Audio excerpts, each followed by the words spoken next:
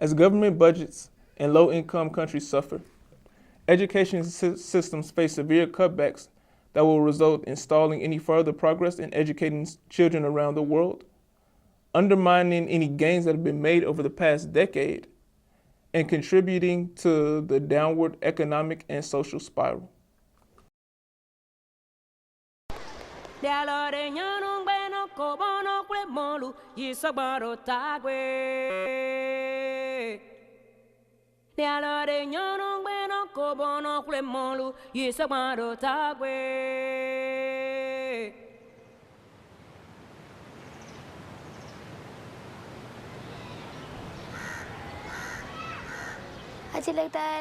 I'm nice, and I wear clean clothes.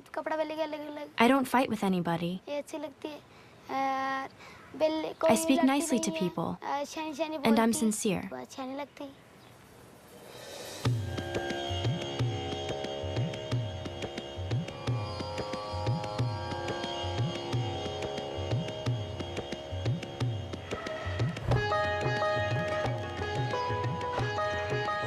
3 years ago, in a tiny desert village in Rajasthan, we met Niraj, living with 15 members of her herding family and their goats and water buffalo.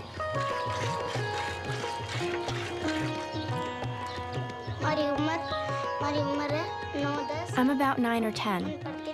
I've been studying for the past year. If they teach us, we get knowledge, and that's good. I study and I learn a lot. Math, multiplication, addition. So, I'm learning. When we went to find Niraj 3 years later, she was not home.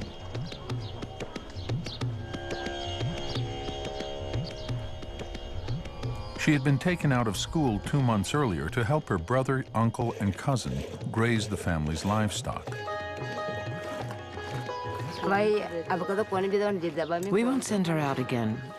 We weren't going to send her this year, but we were having trouble with the drought and all. We didn't have any choice. In an extended drought, these trips can take months, and this was the second time Niraj's schooling had been interrupted for grazing. We went looking for her among the herding families in the desert and traveled hundreds of miles.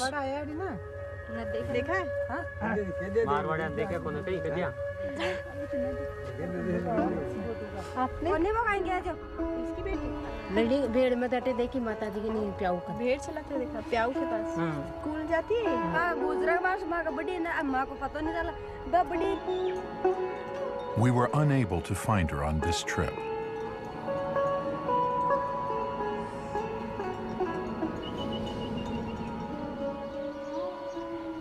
But 3 months later, Niraj returned home.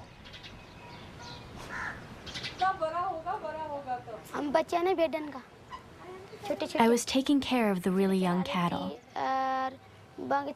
feeding and protecting them, and cooking food for my brother. He'd come and eat it.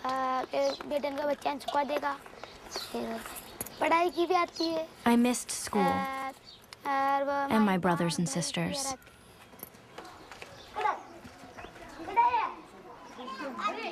Niraj is back in night school, for the moment. Her school is designed to work around constant interruptions, but the impact on her education is inescapable. Night school rarely takes students above the 1st or 2nd grade level, and Niraj has had to repeat much of the curriculum.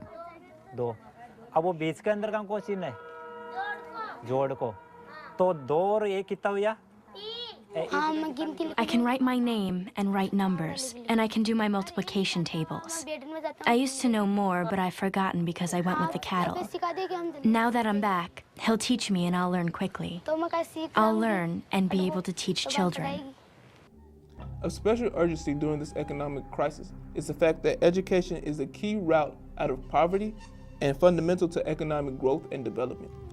In fact, education is the single most effective way to break intergenerational poverty. And yet, barriers to education such as school fees, lack of classrooms, books, and even latrines, along with chronic teacher shortages, mean that children are denied access to basic literacy, numeracy skills, and life skills. These skills are essential to building stable governments, providing hope to empowering women, stimulating community development, and providing a path out of poverty. Parents and children living in poverty already know the value of education. When public school fees were eliminated in Kenya, almost overnight, an additional 1 million children entered into school. In conflict-affected areas, school is not only a way out, but often one of the only sources of stability for children whose lives have been torn apart. In Afghanistan, where girls are being forced out of school in places like Kandahar by fundamentalists attacking them and their teachers with spray cans of acid, many girls and their families bravely continue their studies despite the threat of violent retaliation.